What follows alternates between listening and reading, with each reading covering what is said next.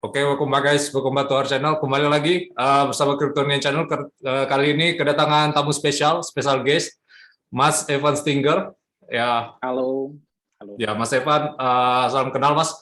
Ya, sebelum kita masuk ke inti, tak kenal maka tersayang dulu Mas. Maksudnya bisa dijelaskan dulu background-nya atau gimana? Oke, ya. Halo, saya Evan Stinger. Jadi banyak teman-teman mungkin kenal saya kalau dari komunitas kripto sejak dulu sebagai developer biasanya orang kenalnya. Nah, ada banyak proyek yang berbasis kripto dulu saya bangun, mulai dari banyak lah ya, saya tidak perlu sebut satu-satu, atau banyak teman-teman yang mungkin sebagian dari proyek itu juga MBA dengan saya tidak bisa ungkapkan. Nah, tapi sesuatu yang publik dari saya adalah dari awal saya kenal kripto itu sebagai gamer, gitu. Nah, pertama kali kripto yang saya kenal kan Bitcoin. Itu sekitaran 2011-2012. Itu karena saya main game World of Warcraft atau WoW. Nah, jadi di World of Warcraft itu biasa itu ada beberapa kasta pemain. Yang pertama adalah Sultan. Nah, ini semua orang sudah tahu. Nah, Sultan biasa berasal dari negara-negara luar ya. Mereka main paling hanya 2 jam, 3 jam sehari, tapi pengen punya semua gear yang paling bagus. Males lah ngerjainnya gitu, questnya cari gold, cari ini, cari itu segala macam. Lalu ada juga kasta pemain yang kompetitif, ikut turnamen ini, ikut acara ini segala macam. Rajin banget lah, biasa jadi guild leader, ya kan? Nah, selanjutnya ada kasta seperti saya, yaitu gold farmer, yang cari duit, cari makan di game. Iya, benar. Kami biasa dulu itu jadi babu-babu istilahnya, tukang suruh. Guild leader nanti suruh ngumpulin quest buat ini segala macam gitu. Yang Sultan suruh cariin itu, kita kadang jual.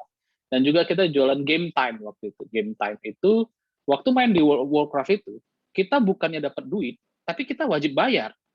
Benar. Nah, dulu yang kalau World of Warcraft itu dulu nggak begitu populer di Indonesia, yang populer di Indonesia waktu itu adalah Ragnarok Online pertama kali. Kita mau main beli voucher. Beli voucher. Nanti voucher ini kita tukarkan dengan jam main. Jadi kita bukan bisa langsung main begitu saja. Jadi kita harus beli voucher dulu untuk membeli jam bermainnya. Jadi zaman dulu budayanya main game online itu dekat hubungannya dengan ya anak-anak tajir lah ceritanya ya. Nah, sementara kita yang cari duit dari situ sebenarnya udah kayak pesuruh-pesuruhnya jadi joki dan semuanya. Nah, saya kenal dengan Bitcoin itu karena beberapa teman saya ini kita mau tukaran aset, mau jualan, mau barter, mereka nggak bisa transfer ke rekening bank. Beda negara toh. Nomor 2, waktu itu saya masih sekolah, belum punya KTP, belum punya rekening. Iya, benar. Lalu ada, sebelum dengan Bitcoin juga ada namanya Liberty Reserve. Nah, ada uang-uang digital lain sebelumnya, ada BitGold. Nah, ada PayPal, tapi PayPal itu cukup mahal pada saat waktu itu, karena fee-nya tinggi dan nukarnya di Kaskus. Nah. Sedangkan waktu itu Bitcoin murah fee-nya, dan bisa saya jual langsung ke pulsa di Kaskus. Bayangin, di Kaskus tuh. Jadi dengan teman di Kaskus, jual Bitcoin, dapatnya pulsa. Belum ada Mt. Gox. Semuanya masih berpikir Bitcoin itu nggak lebih penting dari PayPal. Jadilah pada saat itu, ya kita punya Bitcoin itu biasa aja. Lalu seiring dengan waktu, ada LTC, Litecoin, dari Charlie Lee. Nah, saya bahkan pernah jadi fanboy-nya Charlie Lee. Kenapa? Karena beliau lebih jelas dulu ya. Satoshi Nakamoto bagi kami itu sesuatu yang nggak jelas kan gitu, orangnya nggak ada. Nah, hanya bisa komen-komen aja di Bitcoin Top Forum, orangnya nggak nampak. Dulu ya, bagi kami seperti itu. Karena Charlie Lee dari Google dulu ya, seperti idola lah waktu itu kita pelajari itu. Nah, itu masa lalu. Nah, lalu sejak dari situ, saya suka dengan kripto karena memudahkan kita bertransaksi tanpa harus bergantung pada pihak ketiga seperti pemerintah. Saya butuh KTP untuk butuh rekening bank. Banyak orang bahkan seumur hidupnya nggak bisa punya rekening bank. Banyaklah masalahnya kan gitu ya. Nah, kripto ini udah membebaskan banyak hal dan membuka banyak peluang untuk kita yang hidup di dunia digital bisa punya penghasilan. Belakangan ini saya dikenal banyak orang karena movement dari play to earn games. Jadi ada game-game permainan, game ya, yang konsepnya play to earn. Kamu main, kamu dapat duit. Ini asing bagi kami yang gamer zaman dulu, di mana kami mau main game yang kalau mau menghasilkan duit, kami bayar dulu. Ya, World of Warcraft tadi beli game time. Iya, bayar dulu, beli dulu vouchernya. Kalau main Ragnarok Online, beli voucher waktunya. Nggak bisa asal main. Jadi udah modal banyak. Modal ke warnet, modal lagi dulu. Karena zaman dulu rumah punya, banyak modalnya. Zaman dulu rumah kalau punya internet, mewah banget itu. Tajir banget itu. belum ada, kita main di warnet gitu, game center. Nah, jadi berangkat dari sana, saya menyukai ekosistem kripto itu. Nah, waktu mulai timbul ada permainan atau game yang menggunakan konsep play to earn, itu sebenarnya karena mereka menggunakan teknologi blockchain untuk membuat aset-aset game itu menjadi NFT, yaitu non-fungible tokens. Artinya, aset game tersebut itu jadi milik pribadi si pemain tadi. Ya, benar. Seberapa penting hal ini sebenarnya? Karena banyak teman-teman nggak merasa penting awalnya. Gini, kalau kalian sudah pernah mainkan sebuah game bertahun-tahun, ini pendapat banyak orang ya, dan ini pepatah lama sebenarnya. Kenapa artis yang menciptakan sebuah karya itu terlihat begitu hidup dibandingkan ada artis lain itu karyanya kayaknya biasa-biasa aja. Mungkin realisnya luar biasa, lukisannya realistis sekali. Tapi ada orang karyanya yang lukisannya mungkin kok kayak gores-gores gitu kan, kok harganya mahal. Tapi kita bisa merasakan feel atau hidupnya. Beberapa artis itu menginvestasikan hidupnya di dalam karyanya. Jadi di dalam karyanya itu ada jiwanya dia yang tertinggal di sana. Kalian tahu berapa lama Leonardo da Vinci menyelesaikan lukisan Mona Lisa? Lama sekali.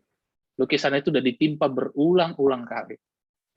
Sampai hari ini kita semua kenal apa itu Mona Lisa. Siapa yang buat? Leonardo da Vinci kan gitu. Karena ada jiwanya yang tinggal di sana. Menghidupkan karya tersebut. Pada saat kita bermain game bertahun-tahun, saya punya karakter di World of Warcraft misalnya, atau yang lagi belakangan lah banyak orang teman-teman. Kalau Diablo 3 teman-teman mungkin ada yang tahu ya.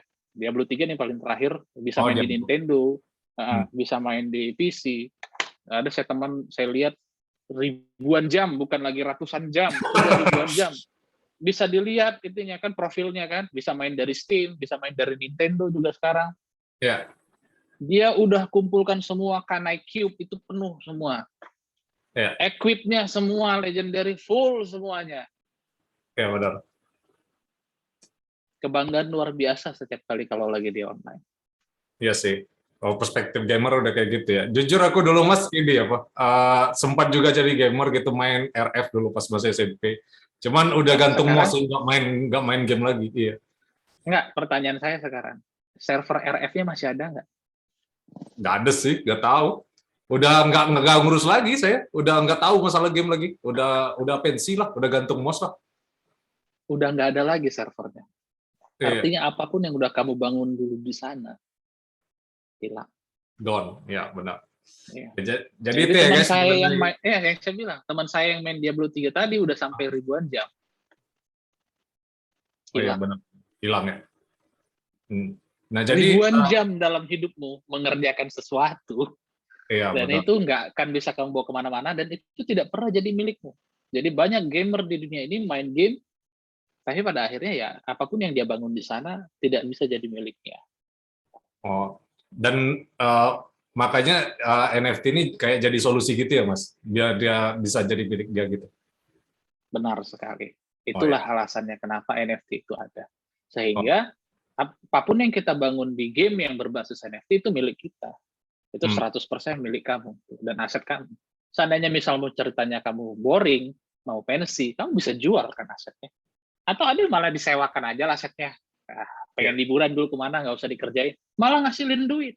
Coba kalian bayangkan. Berarti NFT itu sebuah properti. Ya, digital ya property. Kan? Ya. Digital property. Nah, ini satu kemajuan bagaimana kita-kita yang senang dengan dunia digital, ternyata bisa hidup dari situ. Itu dulu salah satu impian saya dan memang tetap jadi cita-cita saya dan saya buktikan sampai hari ini. Karena dulu banyak orang yang berpikir, si Evan main game aja kerjanya masa depannya gimana? Iya. Kan begitu ya. Ya, benar. Banyak mungkin orang menyepelekan. Karena orang dulu berpikir kalau mau sukses dari game, satu-satunya jalan adalah jadi pro. Ya kan? Benar. Harus main di turnamen, masuk ke dalam tim pro. Saya punya banyak kenalan teman yang main di pro. Penghasilannya juga nggak seberapa, capeknya minta ampun. Istilahnya mereka kayak di abusive ya. Dimanfaatin habis-habisin, iya. Ikut ini, ikut itu segala macam. Ya udah jadi kayak karyawan memang, digaji sekian. Ya, tapi ya dia harus belajar ini, dia harus ikut ini. Besar sekali. Lama-lama sesuatu yang tadi jadi hobi dia, jadi sesuatu yang tidak fun lagi. Ya, benar. Karena keterikatan tadi kan. Ya, nah, jadi itu dengan adanya play to earn ini, sebenarnya sudah jadi solusi bagi banyak orang sekarang untuk bisa mencoba bagaimana hobi mereka itu jadi tambahan pemasukan. Saya tidak bilang besok teman-teman bisa resign gitu kan. Berhenti kerja 100% langsung di sini. Ya kalau kalian melihat penghasilan kami-kami yang mungkin sudah lama di play to earn, mungkin ngelihatnya wah itu gila itu. Penghasilannya sehari udah gaji orang setahun bisa nanti. Nah, memang sebesar itu kan gitu. Tapi bukan berarti semua orang bisa langsung terjun dan seperti itu. Apa yang saya hasilkan hari ini sebenarnya udah usaha saya dari hampir 10 tahun yang lalu. Kalian hanya lihat enaknya aja. Kalian belum lihat perjuangannya kayak apa. Di mana banyak game-game yang kami invest dan kami mainkan mati juga beberapa. Nah, yang kelihatan kan hanya yang bersinar-bersinar saja. Gitu. Ada pertanyaan? Ya, itu nggak cuma hanya di NFT sih, di Bitcoin juga kan kayak ngomong gampang kayak gitu kan. Kalau misal udah $1 juta, dia kayak lucky kayak gitu kan. Ya kayak gitulah, wajar lah itu manusia Mas. Kita nggak bisa salahkan juga. Terus jadi itu bagus. Jadi nanti pasti akan ada yang berbicara seperti ini. Mengingat ke Bitcoin tadi, berarti sebenarnya play to earn game ini ponzi dong, hanya nguntungin orang yang duluan. Kan pemikiran begitu ya. Benar. Ya, saya kan jawab kenapa itu tidak begitu. Dulu orang mengatakan hal yang sama terhadap Bitcoin. Enak banget yang beli Bitcoin dulu $1 nggak nyampe juga bisa dapat banyak. Ya, enak banget katanya. Hari ini saya mau beli udah terlambat dong. Kalian udah untung duluan. Ngayang-ngayain yang duluan dong saya. Bahasanya seperti itu. Iya. Padahal sebenarnya konsep aset di dunia ini hampir semuanya sama. Kenapa nggak nenek moyang saya dulu duluan beli tanah aja di segitiga emasnya Jakarta itu? Biar langsung saya triliuner kan gitu kan? Iya. Nah, tapi kan gini, di peluang Jakarta dan opportunity. Iya, benar. Ya benar, peluang atau opportunity itu dihadirkan memang pada elemen-elemen yang tidak bisa diprediksi. Tuh. Ya. Orang tua saya dulu juga sering spekulasi tanah. Mereka pernah beli tanah di sana katanya mau bangun bandara, katanya ini banyak yang zong. Ada yang berhasil, tapi ada juga yang enggak. Nah, namanya spekulasi itu kalau kita mengerjakan sesuatu yang tidak kita pahami itu berat, itu berjudi sebenarnya. Benar. Nah, kalau saya mengerjakan sesuatu yang sebenarnya saya pahami konsepnya, pahami dulu kriptografi itu apa, pahami blockchain itu apa, kenapa Bitcoin bisa punya nilai, dan untuk apa nilainya? Karena biasanya nilai diciptakan dari sebuah solusi. Contohnya, saham Gojek hari ini berharga karena dia solusi. Teman-teman coba bayangin kalau besok Gojek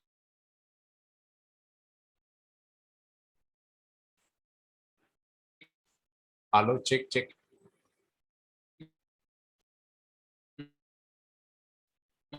Cek.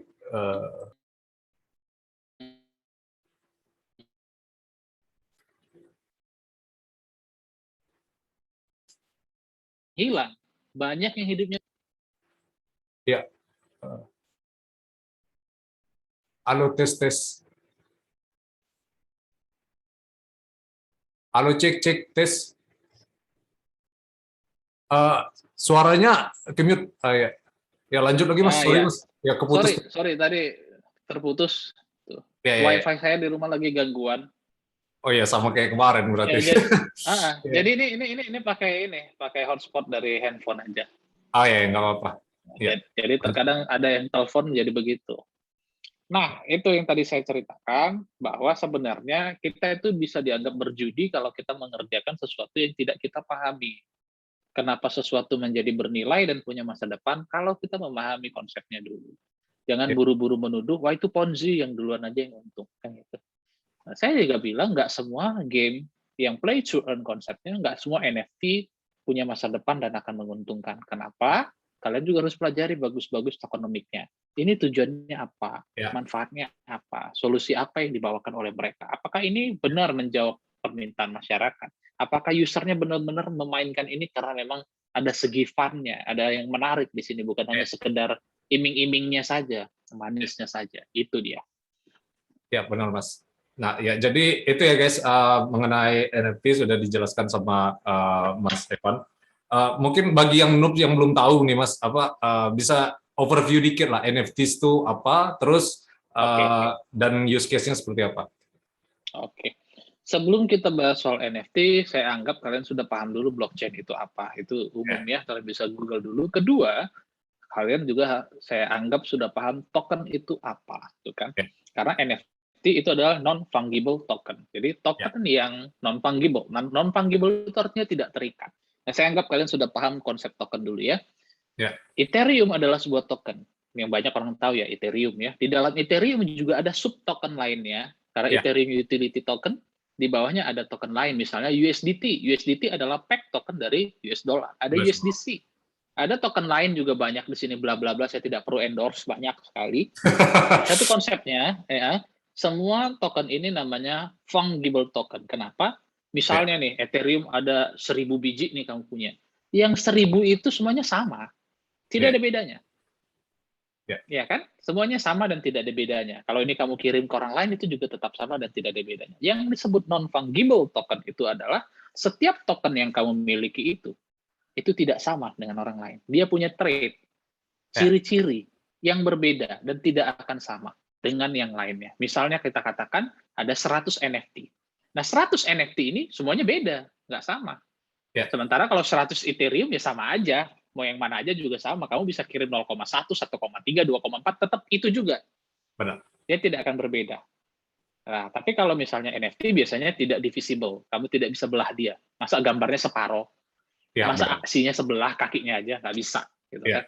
Jadi dia itu punya trait. Itulah alasan kenapa ada konsep token NFT. Supaya setiap token itu memiliki trait istilahnya, atau sifat keunikannya masing-masing. Dengan adanya ini, kita bisa menciptakan sekelompok art misalnya, atau seni, yang punya trait beda-beda. Atau dalam penggunaan game misalnya, seperti karakter kan bisa punya sifat yang berbeda-beda. Kalau kita bermain game, biasanya ada trait seperti strength, agility, ya kan? Speed misalnya, magic, intelligence, dan sebagainya. Nah, ini kan berbeda-beda satu dengan yang lainnya. Ini akan menentukan harganya, penggunaannya, gitu kan. Ada juga yang menentukan warna, kulitnya seperti apa, bentuk matanya seperti apa, hidungnya seperti apa. Istilahnya genetik ya. Jadi NFT itu berbeda satu dengan yang lainnya karena dia menyimpan trait, informasinya berbeda. Itulah konsep dari NFT. Nah, jadi kalian bisa memiliki setiap NFT khusus untuk milik kalian. Mungkin bisa jadi nggak ada lagi yang lain di tempat lain. Orangnya sama. Beda. Apa kalau kalian punya Ethereum, ya orang lain juga bisa punya Ethereum, sama aja. Nggak ada bedanya. Jadi paham ya konsepnya non-fungible tokens. Ya, seperti Mas sebut tadi kayak digital property gitu ya, Mas. Berarti ini kayak illiquid gitu ya, susah dijual kayak gitu. Itu dia hal yang bagus pertanyaannya. Berarti sama kayak rumah kan gitu. Saya bisa aja bilang, wah ini rumah saya nilainya 1 M. Tapi saya pasang misalnya di koran juga belum tentu ada yang nawar. Benar. Ya kan? Belum tentu juga yang nawar langsung beli. Beda dengan contohnya, saya misalnya bawa emas ke toko emas. Harga pasaran berapa? Udah saya keluar langsung bawa duit. Ya, benar. Liquid sekali, langsung jadi. Kan gitu. Ada juga surat-surat berharga seperti saham bisa langsung dijual dan yang lainnya.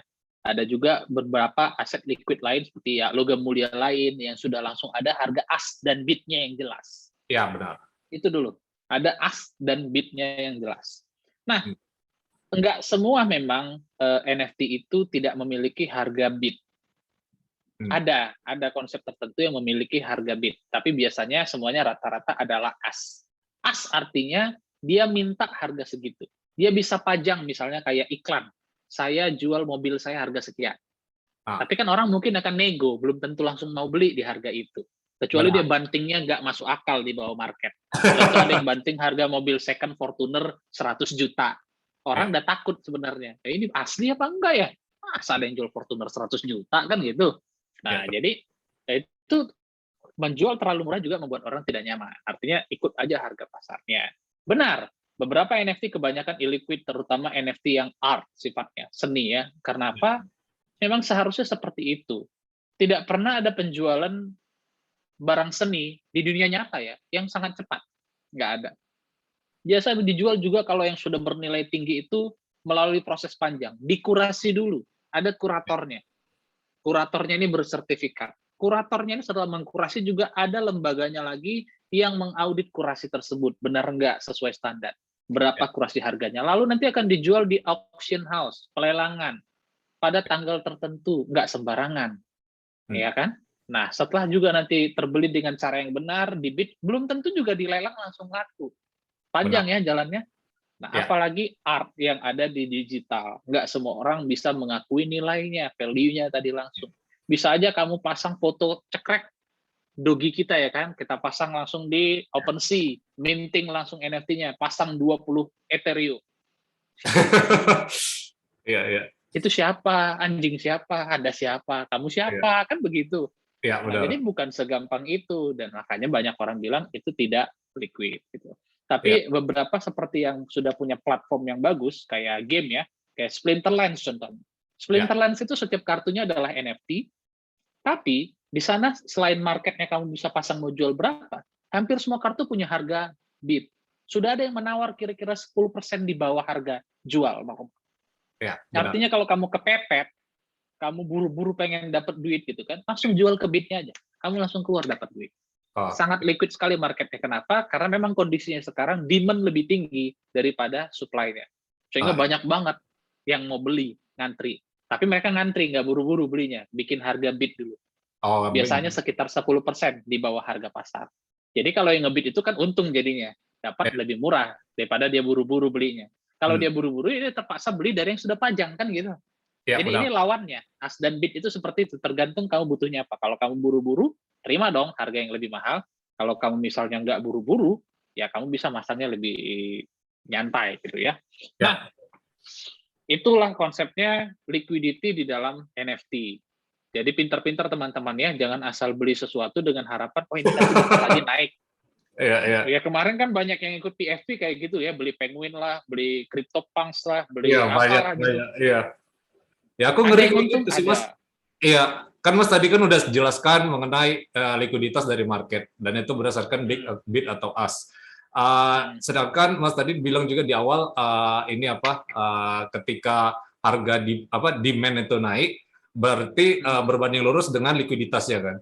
Nah, Benar jadi sekali. ya. Nah, tapi ketika kalau udah crypto bubble, Mas, nah, ntar misal ada bulan lagi ini lanjut dan apa kejadian lagi kayak gitu, menurut Mas NFT bakal bubble-nya agak ini nggak sih? Maksudnya lebih parah nggak sih dari ICO? Soalnya nggak liquid juga pertama ada NFT yang worthless tapi dihargai berapa kayak gitu kan, yang FOMO. Nah, jadi menurut Mas Oh, gimana ya konsepnya? Apa aku pertanyaan salah di pemikiran aku? pertanyaan Benar. pertanyaan kamu bagus.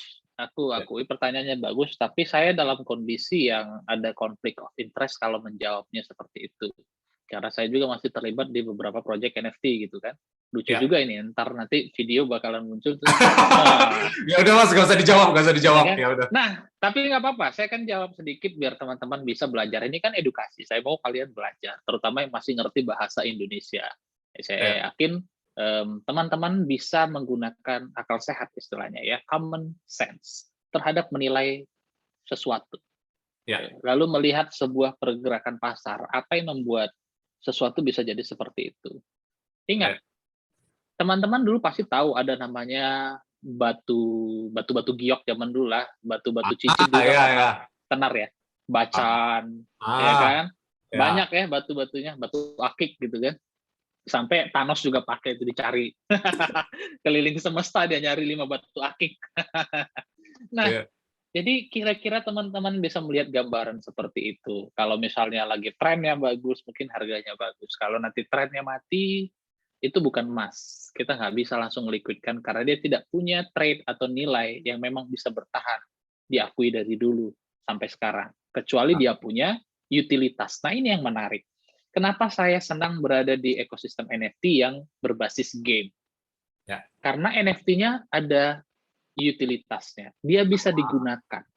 Ya, Dia betul. punya manfaat. Selain hanya untuk diperjualbelikan begitu saja. Artinya saya bisa pakai itu bermain, dan pada saat saya bermain, saya bisa menghasilkan.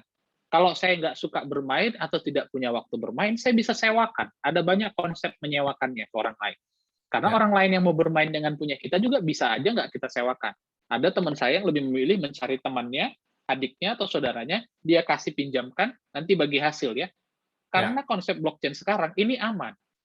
Ini berbeda dengan misalnya kalian meminjamkan sepeda motor ke teman kalian untuk dia bawa misalnya ojol. Ada resiko di sana. Ya. Kalian bisa nangkap resikonya kan? Banyak sekali resiko di sana. Mempercayakan barang kalian ke orang lain. Nah, kalau di dalam dunia blockchain dan NFT tadi, resikonya kecil sekali. Karena pendelegasian dilakukan melalui smart contract. Dia nggak bisa jual barang kalian. Dia hanya bisa pakai sesuai yang kita tentukan. Kalau kita mau tarik, kapan saja bisa kita tarik. Dan transparan berapa hasilnya kita bisa tahu. Jadi baginya pun lebih mudah. Kalian bisa atur dari awal. Artinya, digital property yang kita miliki di NFT sekarang ini sangat luar biasa. Dan ini sebuah kemajuan finansial sebenarnya. Meminjamkan aset kepada orang lain lalu mendapat bagi hasil di dalam dunia perbankan konvensional pun sekarang masih susah. Masih panjang jalannya. Namanya corporate loan, corporate banking, itu isinya besar sekali. Dan pekerjaan yang sangat serius sekali. Mendatangi pabrik, misalnya dari pengusaha, mengecek kelayakannya, benar nggak dia bisa menghasilkan omset sekian sebelum dapat pinjaman dan ini dan itu. Ada misalnya perusahaan memberikan jaminan surat tanah atau surat pabrik, emas batangan, itu ya kolateralnya. Ada banyak itu. Biasanya perdagangan antar negara harus dideposit dulu supaya menjaga bahwa benar mereka akan mengirim sekian kan gitu kan. Nah, itu sesuatu bisnis yang besar di dunia ini yang banyak orang mungkin nggak nyampe ke sana ya, karena dia memang benar-benar besar sekali. Itu sudah terjadi di dalam dunia digital sekarang. Dan teman-teman bisa turut berpartisipasi membangun aset digital kalian dengan harga yang murah. Dimulai dari hari ini. Tidak perlu terlalu mahal. Dan ya, saya tidak bilang kalau kalian ikut-ikut PFPR itu yang gede-gede itu nggak bisa untung, bisa aja. Tapi kalian ya jaga diri di sana. Crypto world itu adalah lebih liar daripada Wild West, kan? Wild West di mana orang bisa pegang senjata gitu. Lebih liar dari situ. Kalian tidak bisa percaya pada siapapun di internet. Kalian harus punya anggapan siapapun yang DM saya yang saya tidak kenal adalah scammer. Iya. Harus punya anggapan seperti itu. Gitu loh. Jadi istilahnya langsung praduga jelek aja dulu. Siapapun adalah penipu sebelum dia tidak terbukti tidak seperti itu. Jadi hati-hati. Kembali kan, bukan praduga tak bersalah. Tapi itu yang akan menjaga kalian sejak dulu. Jadi jangan pernah berharap pada sesuatu yang too good to be true. Masa aja, bayangkan pikirin. Ada orang lihat emas, terus dia kasih tahu kalian. Itu nggak mungkin. Percaya dengan saya. Ya dia akan ambil buat dia sendiri, diam-diam aja. Kecuali dia mau menjebak kalian. Cerita dari banyak orang yang dihipnotis, ditipu di angkot misalnya, atau di mana, kan begitu. Bermula dari orang yang takut kehilangan sesuatu yang tidak pernah dimilikinya. Hati-hati, jangan jadi orang seperti itu. Jadi yang namanya peluang, kalau kalian lihat, ikut nggak ya, FOMO nih, gitu ya. Nanti naik harganya. Aduh, kalau aku udah beli dari kemarin, udah untung sekarang. Begitu kalian beli, nggak bisa jual. Itu dia. Iya, ya hati-hati ya. Oke. Ya itu tadi penjelasan Mas Evan mengenai NFT bubble atau enggak ya. Nah, jadi mungkin agak ini dikit tadi Mas, agak intermezzo dikit Mas tadi disebutkan jangan terlalu percaya sama orang di internet. Aku ujuk-ujuk DM Mas kemarin, aku merasa bersalah jadi. Ya kan ada di grup juga. Iya benar. Padahal namanya kan ada will never DM you. Nah makanya itu aku kayak merasa bersalah kan, harusnya aku ngasih tahu dulu di grup baru nge-DM gitu kan. Jadi ya mungkin itu intermezzo aja lah. Iya. Terus kemarin ini masih masalah NFT Mas, bukan bubble, bukan apa. Kemarin aku pernah baca dari Mark Zuckerberg, dia menggagas multiverse. Dan NFT ini kayaknya cocok nggak di multiverse? Iya, metaverse, iya. Metaverse. Multiverse itu Marvel punya. Oh iya, salah, sorry. Ya, metaverse. Nah, metaverse itu sebuah konsep begini ya. Teman-teman mungkin pernah dengar kata metadata. Ya. Metadata adalah data yang tercantum di dalam data tersebut. Data ini apa? Misalnya kalau kalian punya foto atau video, kalian bisa cek info, misalnya lewat dari operating system lah ya, atau di Android juga biasanya bisa. Cek info dari file tersebut. Biasanya ada file tersebut dibuat tanggal berapa. Kalau foto, biasanya juga kelihatan keterangannya. Itu diambil dengan aperture berapa, ya kan, dengan ISO berapa, bahkan dengan device apa dia difoto, dan kadang ada lagi geotaggingnya. Jadi di mana diambil fotonya. Itu namanya metadata. Artinya data terhadap diri itu sendiri. Metaverse. Sebenarnya ini sesuatu yang balik ke dalam lagi namanya. Dari universe ini. Di dalam universe atau semesta, kan yang kita kenal hari ini yang fisik. Saya mau datang ke sekolah, ya saya jalan kaki, atau saya naik kendaraan, atau saya pergi ke sana, hadir secara fisik di sana. Ya. Metaverse itu berarti ada di dalam saya. Dan saya tidak perlu ke sana, saya bisa ada di situ dengan ada dalam saya. Hari ini kita sebenarnya sudah biasa hidup dengan konsep seperti itu. Kita biasa sebut itu dengan avatar. Jadi misalnya kita main game, kan ada avatar ya, gitu kan? Kita bikin avatar kita, diri kita di dalam game tersebut. Ada yang bisa bikin rambutnya gimana, bajunya gimana, ada yang hode. Hode. Iya, ada. Nah, itu kan. Ya, saya tidak menyinggung yang hode ya, nggak apa-apa, silakan Iya, nggak aktifkan apa-apa. aja. Ya. Asal kalian jangan menipu orang. Iya, benar. Ya. Nah, jadi itu adalah perwujudan diri kita. Online pun seperti itu. Kalian bisa punya profil di Twitter, di Facebook, di Telegram, misalnya di Instagram gitu ya.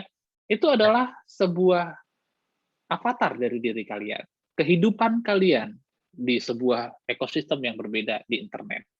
Ya. Kalian bisa bayangkan bahwa itu sebenarnya diri kalian juga. Makanya banyak orang bilang itu dunia maya dan dunia nyata. Ya. Kami di masa masih jadi gamer alot, sudah mengalami metaverse lebih duluan sebenarnya. Kenapa? Ya. Ada banyak teman saya dulu, apalagi waktu zaman World of Warcraft, merasa hidupnya nyata itu di game, di Ya. Warcraft. Hidup realnya itu yang sini, itu hanya untuk tidur makan udah selesai. Dia nggak merasa hidup di sini. Benar. Istilahnya bisa dibilang begini, di dunia nyata dia tuh loser, pecundang. Ya. Di sana dia dielu-elukan, udah dewa banget. Karena hidupnya ada di sana. Sampai mereka tuh bercanda bilang, real life? What kind of server is that? I never heard that server. What is real life? Karena real life bagi mereka ya adalah di situ, di dalam server gamenya. Nah, hari ini mungkin juga berhubungan dengan adanya pandemik, di mana orang terbiasa meeting dengan orang lain, ya kayak kita ini, jarak jauh. Ya, Ya kan, kita nggak pernah jumpa sebelumnya bahkan, tapi kita bisa bikin konten bersama, ngobrol bersama, seakan-akan kita tatap muka sekarang. Ya. Ini sudah terjadi, sudah ada di sini. Ini sesuatu yang zaman dulu hanya kita lihat misalnya kayak di film-film Angling Dharma. Baskom, Aing, gitu kan. Ya, dia pakai ilmu yang sakti, mandraguna, bisa video call dengan orang. Ini sesuatu yang zaman dulu kita anggap magic, bukan? Iya, benar. Waktu kita masih kecil ini magic, dan hari ini kita udah hidup di dalam ini. Ya. Makanya saya selalu sangat senang dengan teknologi, sama seperti saya sering cerita, Harry Potter is a wizard.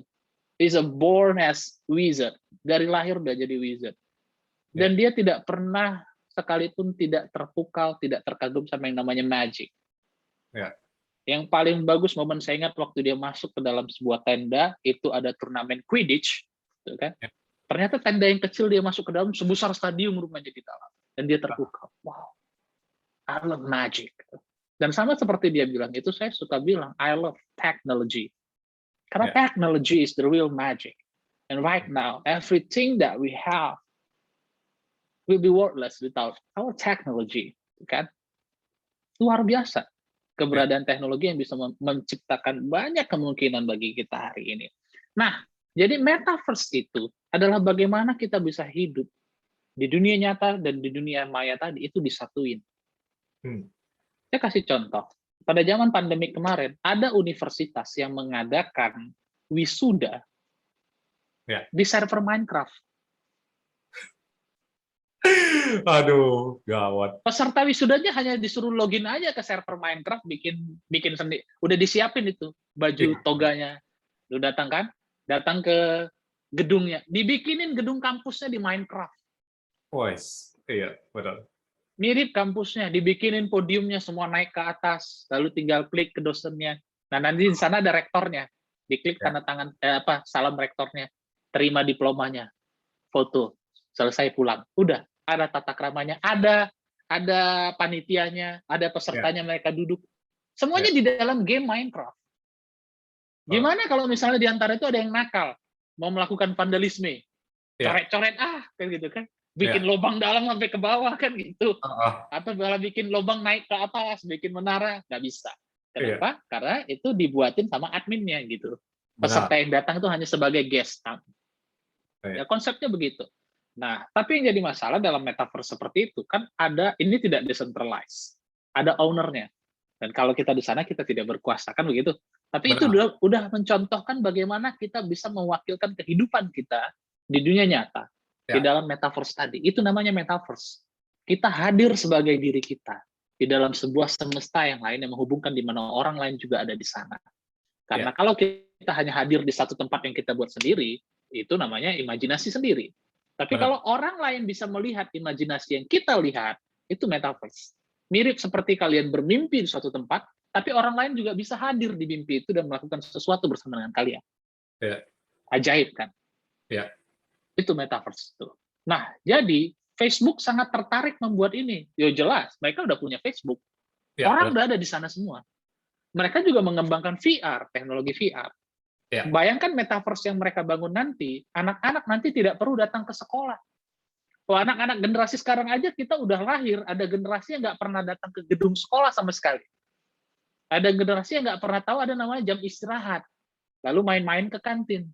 Ya. Karena yang mereka tahu sekolah itu buka layar, gurunya ngomong, mereka dengar ada yang tidur, ada yang ngerjain tugas, kan begitu.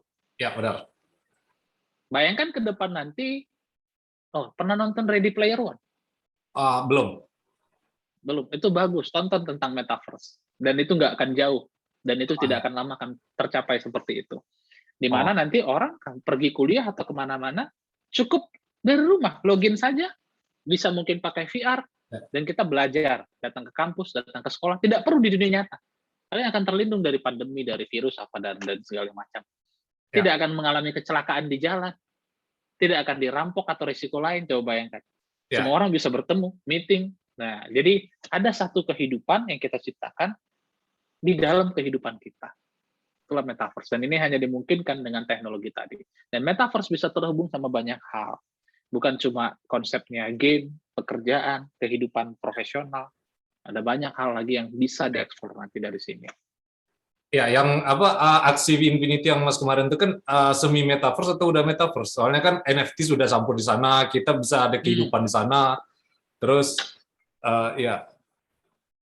Di Filipina baru seminggu ini ya, mereka bahkan bikin sebuah kayak pergerakan metaverse worker, Philippine metaverse worker. Jadi mereka pekerja metaverse. Karena mereka menganggap jadi aksi Infinity itu kerja mereka, itu kantor mereka, job mereka. Hari ini mungkin karena gamenya masih kecil, hanya kita main, bertempur dengan orang lain, mengelola aset aksi kita. Nanti setelah game aksi itu rilis lebih besar lagi, mereka punya line play. Line play itu ada seperti permainan MMORPG, ada map-nya, ada dunianya, kita bisa jalan, kita bisa kunjungi tempat orang, kita bisa kerja di sana sama orang, bantu pengelolaan lahannya. Lahan yang dikerjain itu juga nanti bisa menghasilkan resource-resource tertentu yang bisa dijual atau bisa dipakai oleh pemain lain. Jadi beneran ada yang dikerjakan, beneran membutuhkan tenaga orang, dan beneran membutuhkan waktu orang lain. Sehingga ya orang pasti mau membayar orang lain atau menggaji orang lain untuk mengelola asetnya juga di sana. Dan terjadilah sebuah konsep di mana orang bisa hidup, berteman, bekerja, bermain di dalam sebuah game tadi. Makanya dia sudah masuk metaverse. Saat ini memang masih semi metaverse, tapi tujuan mereka memang itu. Jadi kalau kalian perhatikan dari websitenya, dari sosial medianya, memang aksi mengarahkan ke sana. Mereka mau usernya itu hidup di sana. Itu konsepnya. Ya. Dan ya itu kalau sebuah ekosistem tuh network effect ya. Jadi kalau misal sesuatu itu bervalue sesuai yang dibilang komunitas seperti itu ya, Mas. Iya. Ya, jadi itu terus apa lagi nih yang mau ditanya? Oh iya, berarti NFTs tadi kan di awal Mas sebut ya metaverse dan NFTs gitu ya. Jadi second layer dari NFTs tuh ininya crypto gaming gitu. Kalau NFTs kayak berdiri sendiri gitu, kita nggak bisa kayak use case-nya cuma sekedar digital art gitu. Oh bukan gitu pemahamannya begini. Yeah. NFT itu hanyalah sebuah wadah ya. Kalau kita buat sesuatu dalam bentuk NFT, apapun hampir semua kita bisa buat dalam bentuk NFT. Lagu juga bisa, film juga bisa, gambar juga bisa, aset apapun hampir semua bisa kita buat dalam bentuk NFT. Tapi tujuannya adalah untuk apa? Utilitas yang menentukan. Oh, yeah. Hanya sekedar kita bikin dalam bentuk NFT juga nggak ada salahnya. Kita nggak bisa salahin. Misalnya ada orang yang bikin misalnya bikin daftar inventory ya di kantornya itu di NFT-kan. Misalnya punya 5 sepeda motor di NFT-kan. Pada saat satu dipinjamkan ke si anu, di delegate. Nanti dari NFT tersebut kan ada JSON code-nya. Di sana bisa dipakai buat ngidupin motornya misalnya. Ya. Jadi hanya yang di delegate aja yang bisa ngidupin motornya dipercaya. Nah, itu ada utilitas kan? Ya. Jadi NFT itu tergantung utilitasnya. Jadi game atau yang lain itu namanya bukan layer kedua ya, bukan itu. Itu hanya sebuah media. Bagaimana cara kita menggunakannya itu juga nggak ada yang bisa dibilang salah. Itu tergantung orangnya mau buat apa. Dia mau buat sampah dengan NFT juga itu haknya dia. Nggak ada yang salah dengan itu. Ya, benar. Dan ketika ini nggak tahu ya Mas, kan kalau ada sesi boom and bust kayak gini, orang overestimate the present and underestimate the future kayak gitu ya. Nah, jadi kita belum ada price discovery-nya NFTs ini value-nya, tapi aku bakal yakin NFTs ini bakal the next future lah. Nah, tapi yang jadi pertanyaan, kalau misal ini udah jadi mass adoption kayak gitu, Mas, dalam tanda kutip, di real world ini gimana, Mas? Maksudnya orang nggak ada kegiatan lagi, apa kayak kan ekonomi di drive sama supply and demand, terus kayak value kayak mobil, perbankan atau sebagainya itu kayak semuanya kan udah di crypto world gitu. Nah, menurut Mas gimana tuh nasib yang di real world? Kalau tadi kalian memperhatikan penjelasan saya soal metaverse, kita nggak akan mengenal lagi yang namanya real world atau online world atau dunia maya digital world. Semua kan jadi satu. Itu tujuan dari metaverse, menyatukan kehadiran yang fisik dengan yang digital tadi. Jadi ada. Nah, kebetulan project saya yang selanjutnya juga untuk itu. Ada NFT, nanti ada fisiknya, ada digitalnya. Tapi nanti saya akan belum bisa diceritakan sekarang. Itu ada. Metaverse itu mendekatkan dunia digital dengan dunia nyata tadi. Apa yang ada di dunia nyata nanti bisa diakses di dunia digital. Di dunia digital juga ada bentuk nyatanya dalam dunia nyata. Tujuan dari metaverse itu untuk menghilangkan jarak di antara dunia maya dan dunia nyata tadi. Jadi misalnya kayak tadi kalian bilang, apapun ceritanya secara fisik. Ya kita kan hidup ini di dunia yang kita sebut dunia nyata ini sekarang, dunia fisik. Ya kan? Meskipun kalian punya aset banyak di dunia digital, kalian kalau nggak makan gimana? Benar. Mati juga kan gitu kan? Artinya tetap ada. Jadi teknologi itu untuk memudahkan kehidupan manusia. Untuk memanusiakan kehidupan manusia. Bila ada masih manusia hari ini bekerja dengan cara manual, masih menggunakan tenaga manual, repetitif manual, bukankah teknologi nanti bisa menggantikan itu? Sehingga manusia bisa lebih nyaman hidup, tidak harus mengerjakan yang berat-berat lagi. Karena ada hal-hal yang belum bisa dikerjakan oleh mesin, yaitu yang menggunakan pemikiran manusia, intelijensi manusia. Memecahkan captcha aja mesin masih susah. Kenapa? Itu membuktikan bahwa manusia memiliki kemampuan abstrak yang nggak bisa dimiliki oleh mesin. Gitu loh. Jadi kita hidup harusnya memaksimalkan kemampuan yang tadi ada. Bagaimana seluruh dunia ini kita mampu mengarahkan teknologi tadi, kehidupan digital tadi, mempermudah kehidupan semua lapisan masyarakat. Sehingga teknologi datang bukan untuk menggeser kita. Teknologi datang bukan untuk mengambil peluang usaha, peluang pekerjaan, peluang kehidupan dari kita. Bukan begitu. Teknologi bukan terminator. Kan? Teknologi ada untuk memanusiakan kita. Dan kitanya yang harus siap. Kitanya yang harus belajar untuk nyampe ke sana. Di dunia ini, jangan pernah mengharapkan apapun itu akan disajikan ke kamu itu dalam talam, dalam piring. Nah, silakan. Banyak hal yang kita harus jemput sendiri. Ya, itu seleksi alam namanya ya. Ya, benar. Ya, jadi itu ya guys mengenai real world dan metaverse dan NFTs dan hubungannya di masing-masingnya seperti itu ya. Nah, jadi ini yang kayak digagas sama Elon Musk kemarin, Mas, yang AI bot itu. Nah, jadi dia tuh kayak bakal kan ada yang kerja yang monoton atau apa itu bakal digantikan sama bot kayak gitu kan. Benar. Nah, iya. Jadi ya itu perusahaan pasti bakal milih yang Tesla AI bot itu, soalnya secara cost bisa pakai selama bertahun-tahun kan. Nah, yang masalahnya yang jadi pekerja ini, dan dia tuh habis itu menggagas kayak UBI gitu, kalau Mas pernah dengar, Universal Basic Income, memang harus itu solusinya.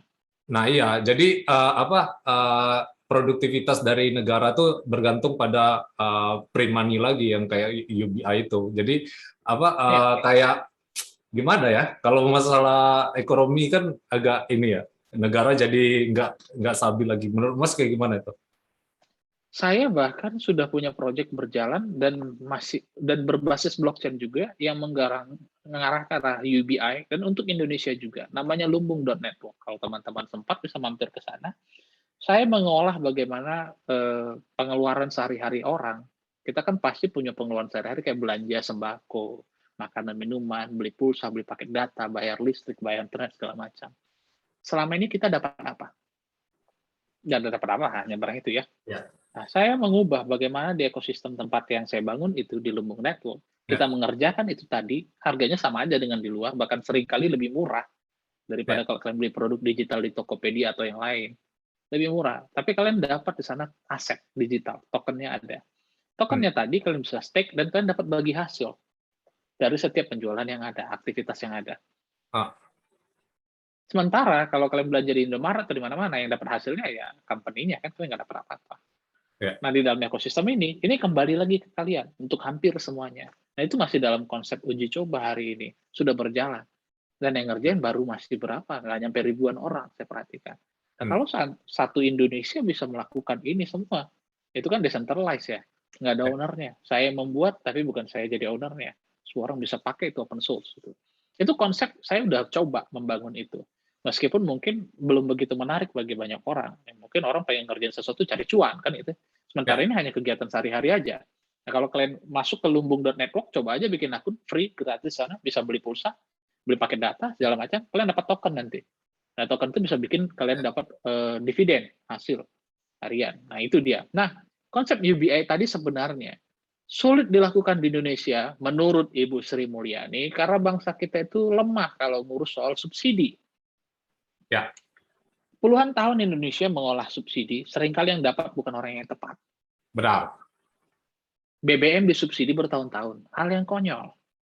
Yang punya kendaraan bermotor mayoritas yang menghabiskan banyak BBM siapa, kan gitu ya. Ya, Kan tidak mungkin kita ukur, saya jamin kalian punya 2 sepeda motor di rumah, juga nggak akan lebih banyak daripada yang punya mobil satu. ya, Jumlah liter yang kalian habiskan. Kemana subsidi pergi dari dulu tidak tepat, tuh kan. ya, Nah, jadi harusnya ke infrastruktur atau bagaimana menyiapkan ekosistem yang aman ya buat buat masyarakat. Jadi um, konsep UBI itu harus dibarengi dengan keseimbangan produktivitas tadi. nah ya benar-benar. Apa yang bisa dihasilkan masyarakat tuh, dan berapa kemampuan dari negara ini mengolah energi yang dihasilkan masyarakat tadi untuk kembali ke masyarakat itu. Ya, Mengurangi perantara di antaranya yang orang-orang yang nyari untung. ya, Jadi middleman ini banyak nih di antara kegiatan masyarakat. ya, Dipersingkat supaya masyarakat itu langsung aja ketemu ke kebutuhan-kebutuhan pokoknya. ya, Hilangkan tengkulak-tengkulak. Usahakan agar negara yang langsung ke sana. ya, Dalam proses saya membangun Lumbung Network, saya ketemu banyak hal yang bertentangan dengan akal sehat dan nurani. ya, Kalian pernah dengar ada lembaga negara namanya Bulog? ya, Ini sekalian saya ngomong sini agak-agak politik dikit, nggak apa-apa ya. Jangan diculik saya nih, Pak. Aduh. ya.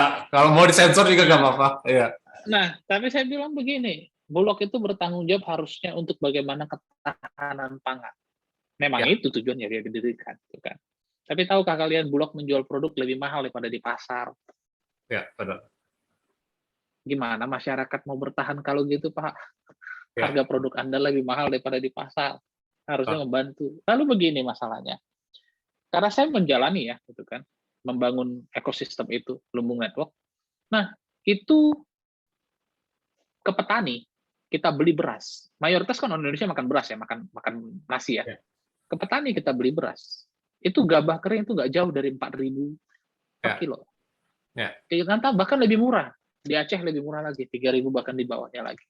ya, Tapi kilang jual beras, ya, itu nggak kurang dari 10.000, ya, 11.000, bahkan kalau kita lihat di grosir atau di toko-toko, udah lebih tinggi lagi harganya. ya, Kenapa yang di bawah ini ditekan sedemikian rupa, gitu kan?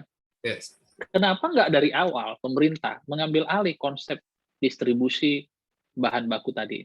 Kenapa ya, nggak negara, Bulog misalnya, bikin kilang sendiri, ambil langsung dari petani dengan harga yang layak, olah, sebarkan semuanya. ya, Bisa, tapi tidak mau dilakukan. ya, Kenapa? Karena kalau nggak begini, kapitalisme tidak bisa hidup. Ya, benar. Ya, Hmm. benar. Ya itu tadi habis dari metaverse kita ngelihat masalah yang muncul selanjutnya UBI gitu ya, Mas. Dan Hmm. masalah muncul selanjutnya adalah ketika ini apa kayak sekarang ajakan stimulus check tuh kayak prop up aset price kayak Bitcoin atau lari ke sana semua duitnya, jadi nggak ke real productivity. Jadi menurut Mas itu gimana? Tetap apa positif atau gimana? Gini, kita tidak bisa mendikte market, kita Ya tidak benar. bisa mendikte manusia, dan itu bagian dari seleksi alam namanya. Ya, Saya suka dengan bagaimana semesta berjalan dengan sendirinya. ya, Semesta nggak butuh bantuan kita. Dulu ada banyak orang berpikir, ada bikin apa namanya gerakan Earth Hour, matikan listrik sekian lama segala macam. Halo, bumi nggak butuh bantuan kita. ya, setuju. Bumi dari dulu ada sebelum kita ada. Dan Ya, mungkin bumi akan tetap masih ada. Bahkan setelah kita nggak ada nanti. Entah ya, berapa tahun lagi nantinya. ya, Jangan pernah berpikir kita lebih besar dari semesta, membaca sudut apa-ngapain. Dari semua sujung debu di semesta ini. Ada artinya itu kan. ya, Nah, jadi kita nggak usah mikirin soal orang nanti mau kayak mana. Kita nggak bisa mendikte masyarakat, mendikte apa yang mereka ya, mau. Tapi ya, kita bisa melakukan edukasi dari diri kita sendiri. ya, Kita tahu mana yang baik, mana yang kurang baik, gitu kan. Nah, kayak tadi, seiring dengan kita lihat orang masukin stimulus, ternyata perginya ke Bitcoin, lalu kita anggap itu nggak ngarah ke production atau gimana, itu sebenarnya pernyataan kepercayaan dari si masyarakat itu. Pernyataan ketidakpercayaan dari masyarakat itu terhadap pemerintahnya, ya, terhadap government-nya. Tuh, mereka merasa lebih bisa untuk mengelola sendiri. ya, Kan itu yang dihindari. Mereka menghindari mata uang fiatnya supaya mereka bisa ngelola sendiri. Pernah nggak ada lihat orang berpikir gini, ngapain aku kasih premi ke asuransi? ya, Mending aku kelola sendiri aja uangnya investasinya. Ntar kalau ada apa-apa aku bisa pakai dari investasi itu. benar. Cara pikir ini nggak sebenarnya benar ya, Ya, teman-teman. Sebenarnya asuransi kalau dikelola dengan benar jauh lebih efektif daripada kalian sendirian menanggung risiko pasti. itu. Karena asuransi itu sebenarnya risiko ditanggung secara kolektif. Ya, Ya, cara pikirnya jangan jangan salah tuh. Saya ya, bilang orang boleh punya cara pikir berbeda-beda. Kita tidak bisa paksakan sama sekali bagaimana cara ya, mereka. Yang pasti itu seleksi alam akan menentukan seperti apa sebuah negara, sebuah masyarakat, sebuah bangsa akan berkembang. ya, Biarkan saja seperti itu. Nah, dengan majunya teknologi, berkurangnya lapangan kerja bagi orang untuk yang non skilled worker ya, yang kerjanya hanya mengandalkan otot aja. Sebenarnya jadi peluang untuk hari ini anak-anak muda bisa lihat ke masa depan. Yang ada di masa depan itu apa? Dunia digital. Kalian sudah lihat. ya, Kalau kalian masih buta dan masih belum mau memberi hati, memberi waktu ke sana, ya itu kan kerugian masing-masing ya. ya, Zaman dulu, zaman orang tua kita, mereka itu berjudi dengan hidup. Tahu apa perjudian mereka? ya, Mereka berjudi memilih jurusan. Ada ya, yang kuliah di pertanian, ada yang kuliah di jurusan keguruan, ada yang di teknik, ada yang di mana, ada yang nggak sekolah, ada yang jadi pengusaha, ya, ada yang bikin berkebun, ya kan? Ada yang bertani. ya, Banyak mereka berjudi dengan kehidupan karena mereka tidak tahu apa sih yang nanti besar selanjutnya, kan itu ya. Atau ya, mereka berspekulasi. Bayangkan ada banyak yang namanya dulu, ada konsep dulu namanya salah jurusan. Pernah dengar itu?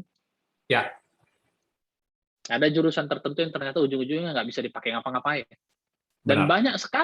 banyak sekali orang yang misalnya jurusannya tadi sarjana pendidikan, sarjana agama, Ya, ada yang sarjana apa lagi, sarjana bla bla bla, ujung-ujungnya kerjanya di bank. ya, benar. Banyak sekali yang seperti itu. Kenapa? Karena mereka akhirnya belok dan memilih kemana yang lebih bisa menghasilkan kehidupan. Ya, Karena mereka butuh penghasilan untuk hidup. Dan lucunya sekali, mereka sekolah dari dulu. ya, 9 tahun wajib belajar, ditambah kuliah dan segala macam. Tidak pernah belajar cara menghasilkan uang tadi. benar. Yes, Aneh kan? ya, Ya, tapi mereka diciptakan untuk jadi pekerja buat orang-orang yang punya uang. benar. Ya, itu sih. Dan banyak yang tidak melihat itu. Hmm. Karena sekarang, hari ini zaman sudah digital. Semua terbuka. Informasi kalian tinggal ketik, keluar. Kalian nggak perlu percaya bulat-bulat apa kata orang. Dengar begini, oh iya gitu ya. Oh ya udah, buka sebentar. Benar nggak dia bilang begitu ya? Ya, Verifikasi. Bahkan ternyata saya baru tahu, untuk bisa melakukan pencarian di Google dengan benar pun, rupanya itu sebuah skill. Nggak semua orang tahu. Ya. Bagaimana cara menelusuri dengan benar di Google. Bukan hanya asal masukin kata kuncinya dan segala macam. Ada Ya. banyak hal yang kalian bisa seleksi dari hasil tersebut. Daripada kalian cek semuanya, panjang SEO. lebar. Nah, ternyata itu juga sebuah skill. Dan nggak ada salahnya belajar dari teman, dari yang lain. Nah, persiapkan aja buat dunia digital ke depan. Apakah buat orang lain yang misalnya boomer ini udah terlambat? Saya nggak bisa komentar ya, saya nggak ada di sepatunya mereka untuk bisa jawab apa ini terlambat atau enggak. Tapi saya lihat ya, saya kan punya banyak aset aksi. Ada beberapa scholar saya yang bahkan usianya sekarang sudah di hampir 50 tahun. Masih bisa menghasilkan, masih mau belajar. Dan masih cukup efektif bagi saya. Itu kan. Meskipun memang kalah performanya dibanding yang muda-muda ya, penghasilan banyak. Tapi bagi saya udah nggak apa-apa buat bantu dia lah. Lumayan dia dapat penghasilan dari situ. Kan gitu. Jadi kira-kira seperti itulah tanggapan saya. Ya, seperti itu ya guys. Jadi berarti menurut Mas kan tadi kayak stimulus check atau UBI masuk ke aset price itu jadi kayak bubble nih is never stop gitu Mas. Printing money is never stop. Jadi kan Bitcoin ini datang untuk mengatasi printing money yang fiat itu kan. Nah jadi semuanya udah emang harusnya seperti itu atau gimana? Bukan. Bitcoin bukan datang untuk menyelesaikan masalah printing money, bukan. Orang akan tetap printing money sampai kapanpun, dalam bentuk apapun itu. Karena konsep money bagi orang itu banyak. Bukan cuma sekedar fiat yang kita kenal sekarang kita sebut dengan money, banyak. Ada money bagi orang adalah engagement rate. Mereka pengen sosial medianya dapat banyak like, dapat banyak follow, dan yang lain. Mereka pengen ada namanya money bagi mereka ada traffic hit. Website-nya didatangin banyak orang. Traction di dalam game, mereka pengen revenue-nya banyak pemainnya, banyak orang yang berbelanja di game-nya, banyak konsep money bagi banyak orang. Bitcoin datang bukan untuk memecahkan atau menjadi solusi buat itu. Bitcoin hadir itu sebagai satu bentuk bahwa sebenarnya masyarakat mampu bersatu menciptakan sistem moneterinya sendiri. Bitcoin menginspirasi banyak hal setelah itu. Bahwa kita bisa tidak disensor, tidak dikendalikan, transparan, terbukti. Dan kita bisa saling verifikasi, tidak perlu saling percaya satu sama lain. Aku udah transfer ya, ngapain percaya? Cek aja. Masuk enggak? Cek hasilnya, kelihatan. Nah, jadi kita bangun sebuah konsep trust yang diverifikasi secara terbuka. Nah, ini yang dihasilkan oleh movement-nya Bitcoin. Setelah Bitcoin, tuh ada banyak hal yang timbul dan tumbuh di dunia ini, semuanya kita bandingkan ke sana. Dia jadi standar. Dia jadi tolak ukur untuk apapun yang kita bangun ke depan. Dia jadi sebuah batu tempat kita mempercayai apapun. Dimana kalau kita mengukur proyek ini, proyek itu patokannya. Nggak bisa seperti itu ya, setidaknya nilai-nilainya masih di bawah. Nah, itu Bitcoin. Nah ya, itu ya guys. Jadi Bitcoin ternyata bukan untuk solusi dari printing money seperti itu ya Mas. Manusia akan tetap printing money dalam bentuk apapun itu yang mereka percaya. Oh ya, benar. Sama seperti NFT art ini. Ya, benar. Mereka sama kan seperti NFT art ini, apa bedanya? Ya, benar. Nah, mereka bisa printing money dan memanfaatkan satu hal yang nggak pernah hilang dari manusia, yaitu greed. Greed and fear, ya. Kerakusan manusia, takut nggak dapat untung, FOMO.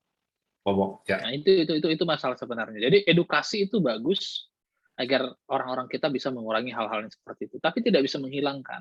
Dan terkadang itu harus dialami oleh beberapa orang supaya dia belajar, kena dulu sekali, baru dia belajar. Ya, benar. Ya, makanya aku bikin channel ini Mas biar untuk edukasi orang seperti itu ya. Dan kayak keliling safari maksudnya interview orang biar orang lebih teredukasi gitu ya. Nah, mungkin itu aja Mas, udah hampir sejam ini. Makasih Mas udah mampir ke Cryptonian Channel. Mungkin aku bakal postnya pas berapa hari kemudian ya Mas, soalnya kemarin tuh aku habis interview Mas Douglas Tan juga, jadi harus nunggu dia dulu baru Mas aku post, tapi ntar aku bakal share ya. Makasih banyak Mas ilmunya, wejangannya, dan ya itu aja guys, leave a like and subscribe to our channel ya.